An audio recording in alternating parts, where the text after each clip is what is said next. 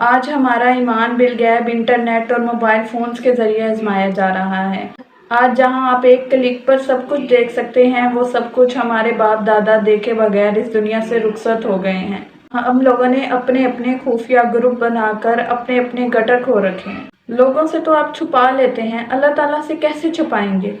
وہ تو آپ کا ایک ایک عمل دیکھ رہا ہے، وہ تو آپ کے بالکل ساتھ ہیں۔ ہمارا لکھا ہوا، ہمارا دیکھا ہوا سب نامہ اعمال میں محفوظ ہو رہا ہے، جہاں سے اسے صرف اور صرف ایک سچی توبہ ہی مٹا سکتی ہے۔ یہ سب آزمائش اس لیے ہے کہ اللہ تعالیٰ دیکھ سکیں کہ کون کون اللہ تعالیٰ سے غائبانہ ڈرتا ہے۔ یہ لکھنے والے ہاتھ، یہ دیکھنے والی آنکھیں، یہ سب بول بول کر ہمارے خلاف ایک دن گواہی دے رہی ہوں گی۔ قرآن پاک میں سورۃ یاسین کی آیت نمبر 65 میں اللہ تعالیٰ نے خود فرمایا ہے کہ ہم ان کے منہ پر مہر لگا دیں گے اور ان کے ہاتھ ہمارے سے باتیں کریں گے اور ان کے پاؤں ان کے اعمال کی گواہی دیں گے۔ گناہ کرنے کے دوران ہمارا کوئی بیوی، بچہ، بلی کا بچہ یا ہوا کا جھونکا ہی ہلکا سا دروازہ بھی ہلا دے تو ہم فوراً سے پریشان ہو جاتے ہیں۔ ہماری پوری کی پوری ہستی ہل کر رہ جاتی ہے، کیونکہ ہمیں رسوائی کا ڈر ہوتا ہے، ہمیں اپنی امیج خراب ہونے کا ڈر ہوتا ہے۔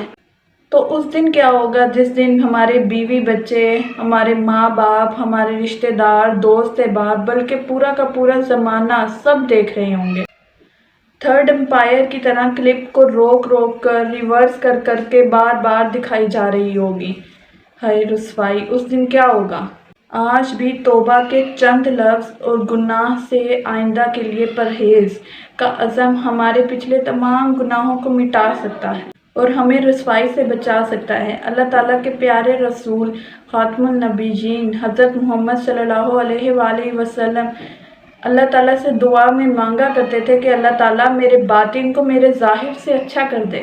خلوت کے گناہ ہماری آخرت کو تباہ کر سکتے ہیں۔ آخرت والے دن ہماری جو اس دنیا پہ بنی ہوئی امیج ہے اس کو ملیا میٹ کر سکتے ہیں۔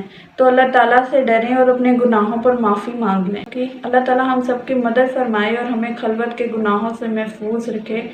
آمین ثم آمین۔